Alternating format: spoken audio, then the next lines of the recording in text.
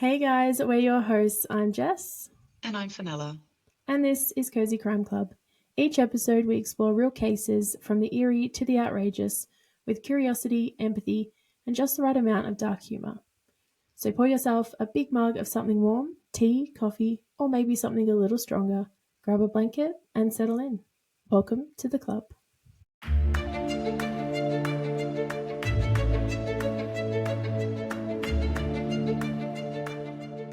Hey club members, COSYWEEN is officially here. Happy October, everybody. Yes, welcome to our very first official spooky season, COSYWEEN. If you caught our little teaser last week, we said COSYWEEN, we were going to try something a little new. We love Halloween, so we wanted to maybe do a few spooky tales. We're kind of rolling with it at the moment, but maybe they'll be crime related, maybe they'll veer off a little bit. So Fenella, you are bringing us our first spooky season case. What have you got for us? All right, well, tonight's case actually gives us a bit of everything. We have history, romance, death, and ghosts. Very fitting for COSYWEEN. I'm here for all of that. Well, not the death. Well, yes, okay. Everything else sounds pretty good though, right? History, Yeah, romance, and ghosts. I know. I'd like to preface the tale by making note of the fact that different source material consistently has slightly different dates for a few of these events. Now, this is also a historic case, so do take any date-specific information with a bit of leeway. There's nothing too huge in any discrepancies, a couple of days here, sometimes a couple of years or so. So we're in a fair ballpark, but do note there may be discrepancies.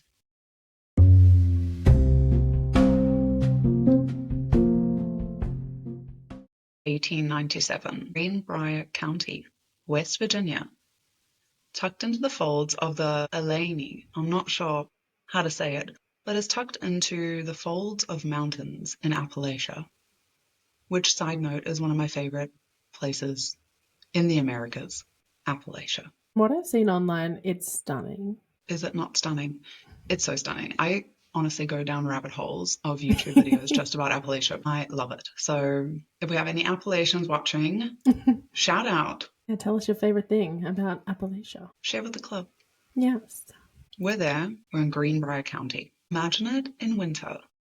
Snow stitched over the hills, smoke curling from the chimneys, lantern light casting more shadow than shine. It was a quiet farming country where people lived close to one another. News traveled slowly, gossip fast as a horse. People knew their neighbors, sometimes too well, and into this world stepped a ghost story that still unsettles and fascinates us more than a century later. This is the story of Zona Heaster Shue, her short marriage, her sudden death, and the trial that, depending on who you ask, was solved not by forensics, but by testimony from beyond the grave. Elva Zona Heaster, known as Zona, was just 23. Independent, stubborn, a little headstrong, her mother, Mary Jane, might have said. Even more so when it came to the newcomer in town, blacksmith Erasmus Shue. Full name, Erasmus Stribling Trout Shue. Say that 3 times fast.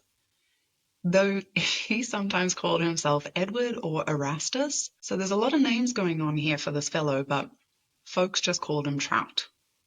So we'll call him Trout. From the moment Zona brought him home, her mother, Mary Jane Heaster, felt something was wrong. He had arrived in town more recently and taken up work as a blacksmith with the help of a man named James Crookshanks, who ran a local smithy. As it usually goes, where there's a bit of mystery, people like to fill in the blanks. But no whisper, no frown from family nor townsfolk could steer Zona away from this man. And so they eloped. Zona married him in a burgundy high-collared gown, not the usual white. No one guessed then that it would also become her burial dress. On the morning of January 23rd, 1897, Trout went to work at the smithy. Completely normal day, left home, went off to work. Now, near his work, there was a lady named Martha Jones that lived nearby. And she had a young son. I think he was about 11 years old. His name was Anderson, and he would sometimes run chores for the people or the men that worked at the smithy. Once he'd arrived at work, Trout went to the home of Martha Jones and asked if her son Anderson was available to run some errands for Zona back at the house. From what I understand, he got there kind of early in the morning, maybe 8 or 9 o'clock in the morning, and over the next 3 to 4 hours, or till around midday, basically, he kept going back and back again to Martha's house, asking, has Anderson gone to help Zona yet? She needs help doing some things. I just don't have time to leave work right now and help her. So he returned again and again, restless. Has the boy gone yet? Finally, Anderson went across to Zona. He goes, fine, I'll go. So he leaves. And what he found would stay with him forever. He knocked on the door and no one answered. He knocked on the door and no one answered again. He swung the door open, and Zona was lying at the bottom of the stairs, stretched out on the floor, one arm at her side, the other arm extended, eyes wide open. Now, Anderson had never seen death before, but he knew at once that she was gone. Of course, he's in absolute shock. There's a whole flurry of activity. He comes running home, he reports what has happened. The doctor is called. But by the time the doctor arrives, Trout has already arrived home. And not only has he arrived home, but he's actually dressed Zona's body. Anderson went to get help. Yes. Oh my God. Goes and running, gets the doctor. My goodness. Yeah. Yeah. Grabs the doctor races over, which I guess in that day and age, that's kind of a quick process. Doctor's grabs a bag, I'm off. And Trout is there and he's dressed her. He's dressed her. A very, very strange move. At that time, it was weird anyway. Normally, if someone was ill or if they had passed away, women in the town would, handle all of that. But also not before the doctors arrived to examine the body. Very odd. So yes, he's raced home. He's raced home in that time, and he has changed the scene basically. Not only had he sort of dressed her, he'd actually dressed her in that burgundy gown that she eloped in. Whoa, okay. Yeah. More than that, he also pulled a high collar up around her neck and tied a little veil in a bow under her chin.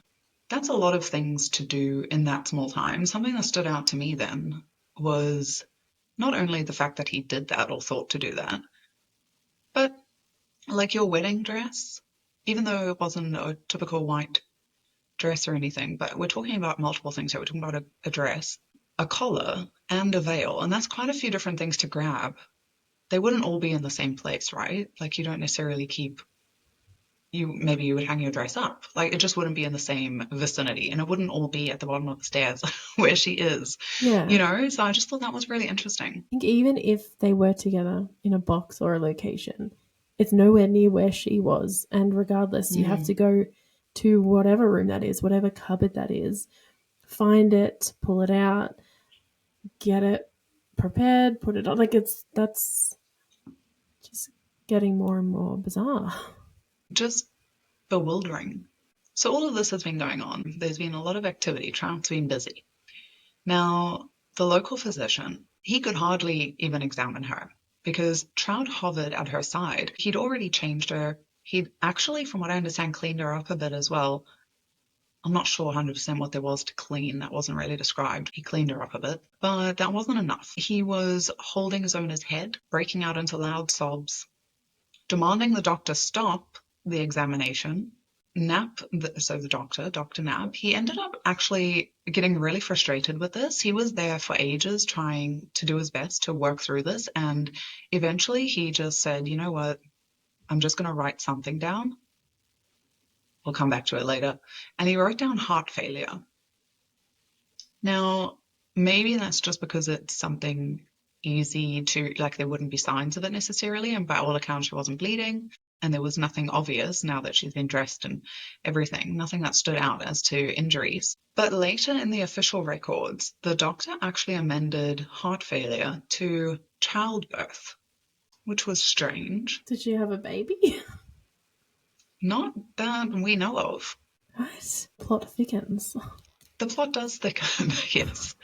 Very strange detail, because why would you amend it anyway? I kind of was thinking that Trout maybe said something to him. Maybe he mentioned, oh, she was pregnant, and then possibly it was written down to be like a miscarriage or something. And, you know, now, like, people don't even know what goes on with women's bodies these days half the time. So I just feel like back then that would have been maybe something they could have used to explain away something they couldn't explain. 2 days later, Zona was buried. So medical examination did not proceed, and then she was buried a couple days later. Now, Trout, at this point, he was thinking, well, that's the end of it. You know, goodbye, Zona. However, 14 miles away in Meadow Bluff, where Zona's mother lived, Mary Jane, she could not let it go. There was no way it was over for her. She never trusted Trout. She didn't like him when Zona first brought him home. She liked him even less now that her daughter had died so suddenly with no warning. She prayed.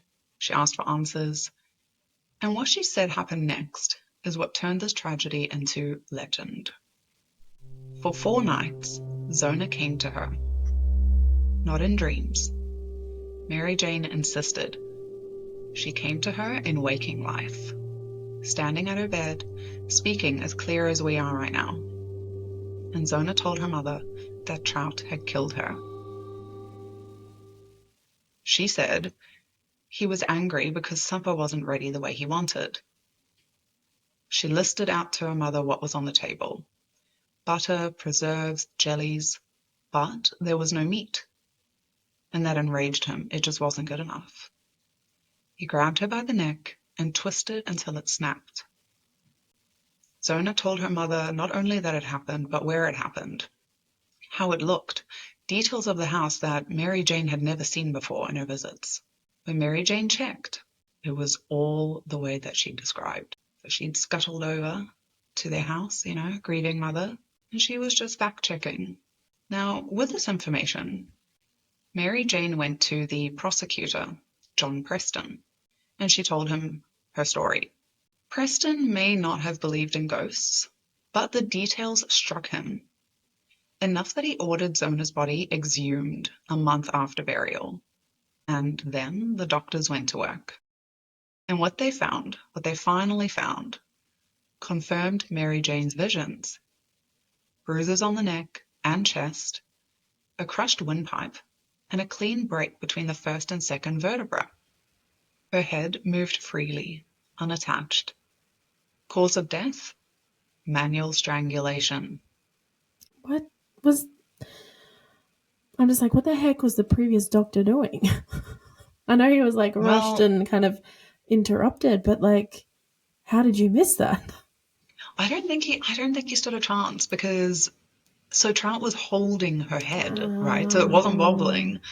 And I guess he was doing that because he was sobbing. So I guess he was I'm sorry, I don't want to cast aspersions yet. He was grieving, you know, and sobbing and holding her. And he'd covered up her neck and everything. So I guess the doctor had literally nothing to go on. So weird. And she was buried like 2 days later. But it's like, yeah. Was there no one like in between those 2 times even? But maybe Trout was really protective of who saw her. That's what it sounds like. It sounds like he didn't let any of the traditional stuff happen.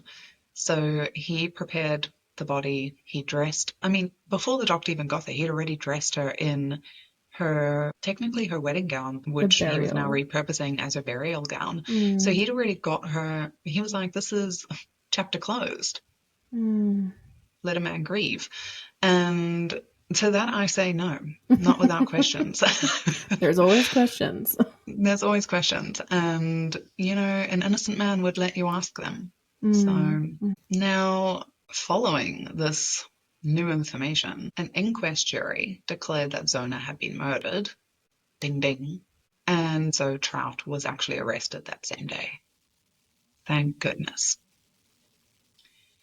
Now, as Trout sat in jail, stories of his past began to surface. When he first got to town, there was whispers. Once again, nothing could tear Zona away from him, but there had been whispers. Now there were stories. He'd been married twice before. One wife divorced him for abuse. Another died under suspicious circumstances. Some said by accident, but others whispered that her neck had been broken.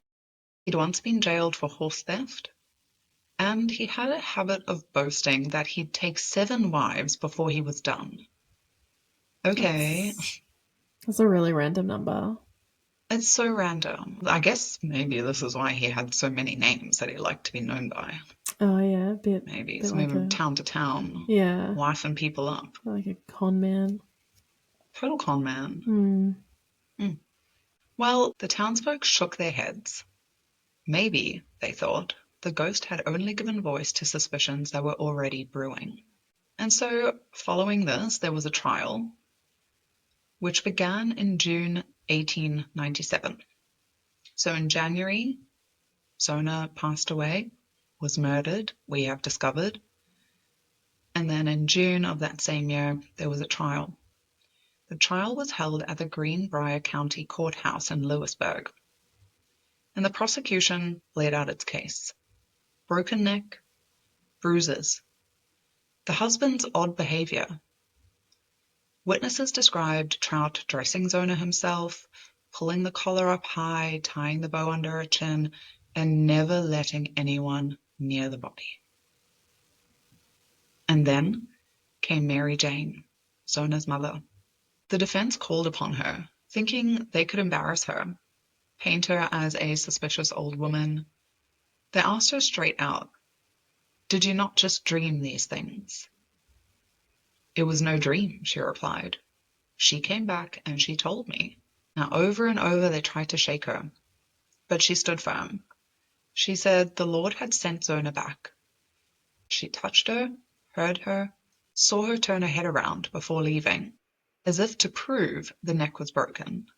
Which is, spooky, is it not? That is actually terrifying.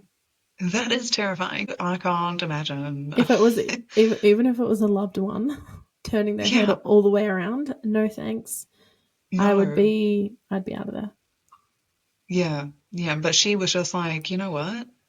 That's all the evidence I need. Thank you. She was a mama bear. She was just like, that's my baby. I'm really proud of what she's doing and it would have been so easy for the defense to paint her as, crazy. She's just coming up with this stuff, and they're all, religious and stuff. So I just feel like that would have been really easy for the defense to try to make her feel like that. So I'm super proud of her going through with that. Obviously, she's just like, it's her daughter and she's on a mission. So she was 100%. She was like, yeah, we are reporting that at trial. Thank you. Now she's relaying all of this information. And as we touched on, they're trying to make her look crazy, getting, the more details out about this, what they might have considered maybe a hallucination or something, or just imagination. They're trying to get all these details out. But while they were questioning her, the jury was listening. Maybe some of them believed in ghosts, maybe not. But the story had been consistent from start to finish. And the autopsy confirmed every detail. Then Trout himself took the stand. Rambling, he's talking in circles, he's trying to charm his way out of things. But his manner left a sour impression. And so after a week of testimony, the jury took just a short time to decide. Guilty. Guilty of murder in the first degree. Life in prison.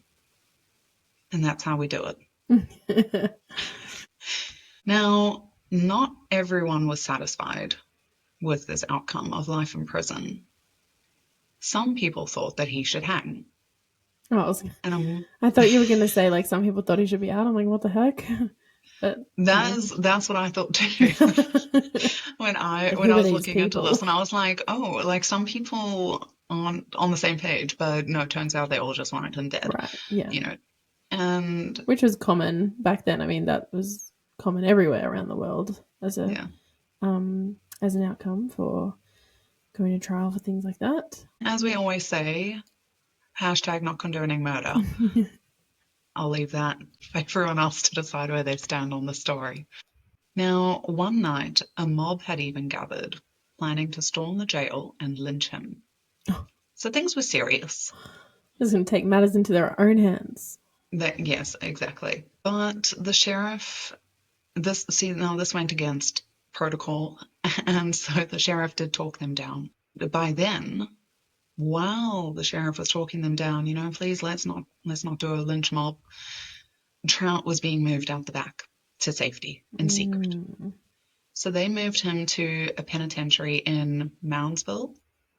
Well, 3 years later, in 1900, totally random, a flu epidemic swept the prison.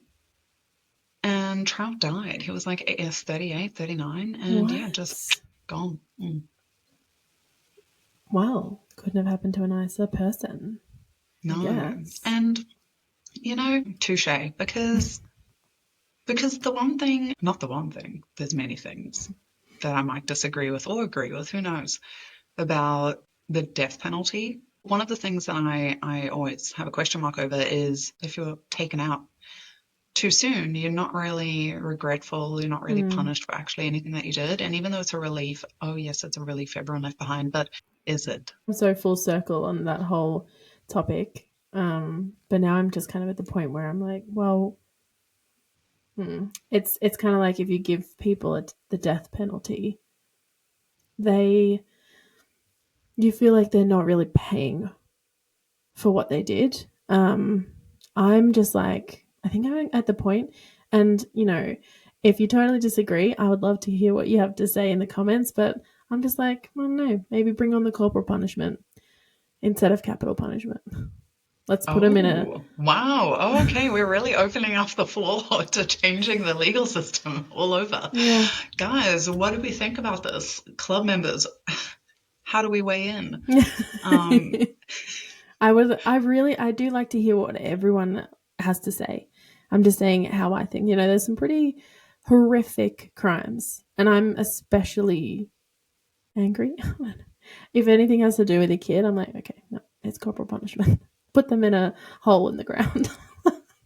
Yeah, no, totally. I'm all for like a fair trial and everything, but once that's done, definitely a fair trial, but outcomes are outcomes.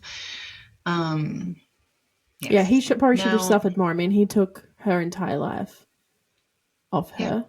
In a terrifying way. And then he put little Anderson, 11-year-old little Anderson, under the trauma. By the way, let's circle back to Anderson. So he's just like gone and asked him to run some errands. And this kid is trying to enjoy his day. He's obviously not at school. I did see reports to say that it was Saturday that this happened. But either way, he's just chilling out at home. Can you go run some errands? Harassing him the whole, for hours. Have you gone yet? Go and help her. What's going on? All for the guys, just of him finding her. Like, oh my God, what happened to Zona?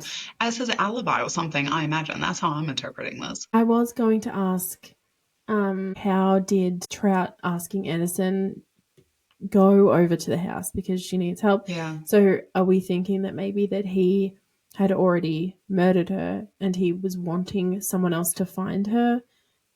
So he can say, I was at work the whole time. Yeah, I think so. That's my theory, is that he wanted an alibi. So he kind of needed this weird ploy of, oh, she needs your help with errands, but this would have happened the night before at dinner. If, according to her ghost apparition to her mom, she said that it was because she didn't do the dinner right. So she's there all night. And then he leaves for work in the morning and is like, Anderson, you'll just hit her up. She needs a hand with stuff. Anderson's traumatized. Mm, And he knew full well what he was going to find there, trout when he sent him. Oh, poor That's little so love. horrible. Oh. I know. Just a little pawn in his stupid game. Oh, the poor thing. Will just stay with him for his whole life.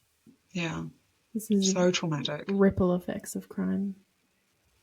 I know, like we were talking about that just recently, how there's so many more victims than just the victim. Mm-hmm. Well, people weren't best pleased with Trout, basically. So, as we mentioned, he did pass away in a flu epidemic that swept the prison in 1900. And then he was just buried in an unmarked grave. No family came to claim him. Can I ask, was he taken by the flu? There was an entire lynch mob. There's people wanting him dead. And maybe they just knew someone who knew someone who knew someone who could maybe make that happen for them in the prison. And maybe they're like, oh, he died of the flu. But maybe he didn't. I mean, it could be, but that would be a real delayed gratification to wait 3 years to lynch mob him, or, that would really be, they have to be patient. Things moved slowly back then. I guess, but also people die young. He was heading towards 40, and who knows how much longer he had anyway. So I don't know. What do you think, audience? Yeah. Listeners, what do you think? Was it really the flu? What are your theories? Flugate. Maybe it was Zona. Maybe it was Zona. Maybe it was. She visited her mum. I mean, Yeah. Maybe she visited old Trout. Yeah, exactly. Ugh. Well, although Trout's story, thank God, ends with an unmarked grave, Zona's story did not end there. It became legend.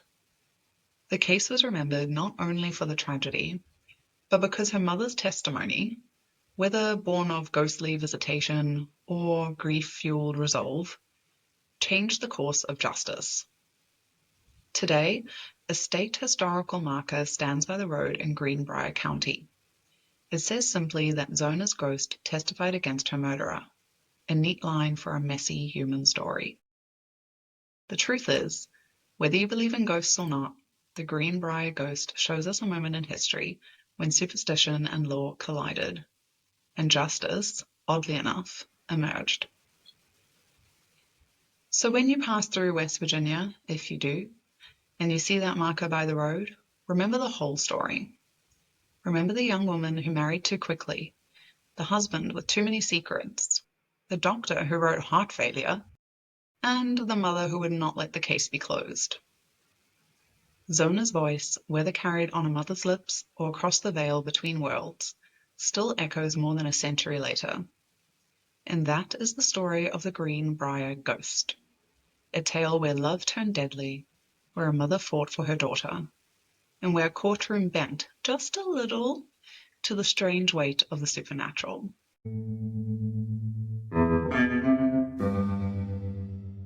I personally love ghost stuff, and I have gone on a lot of ghost tours myself. But that was really cool. I've never heard of a ghost being part of their own trial. I know, isn't that so good? I love it. That is so cool. I wish it happened all the time. Well, yeah, same. That is so cool. Like we've talked about some really tragic cases in the past where people's voice are taken from them. But however that worked for Zona's mum, she did kind of speak from her. That was really cool. I'm so glad you brought that to us. I've never heard this story. I actually hadn't heard about it either, but it turns out it's kind of famous, like definitely famous in America. I think there's been some retellings of it, maybe in film and plays and things. Yeah. Perfect COSYWEEN case to open with. Ghosty little story for COSYWEEN. Yes. I hope everyone's getting, into the spook this season, because there's nothing better than a bit of a ghost story. Exactly. And there might be more coming, so stick around. Will it be ghosts? Will it be something else? Who knows? We don't even know. No, we don't. We're, we literally don't. Flying by the seat of our pants here. Yeah, exactly. So, club members, let us know. Do you have a ghost story or some kind of spooky story from your hometown? Drop a comment below, leave us some cozy comments, leave us some spooky comments. We want to read them all. Yes, please. I love them, as I said. So please, please, please, I want to hear all of the stories. Maybe if you leave us a really interesting story, maybe we could research it and present it. Yeah, I love that idea. Yeah, before the end of the month, if you get it. Yeah, well, you better make haste, everybody. Yeah. Make haste. Please do, please do. Thanks for getting cozy with us today. If you enjoyed this episode, please leave a review or share the club with a friend. You can join us on YouTube, Instagram, and Spotify, because here we leave the kettle on and the candles burning. Until next time, stay curious, stay kind, and stay cozy.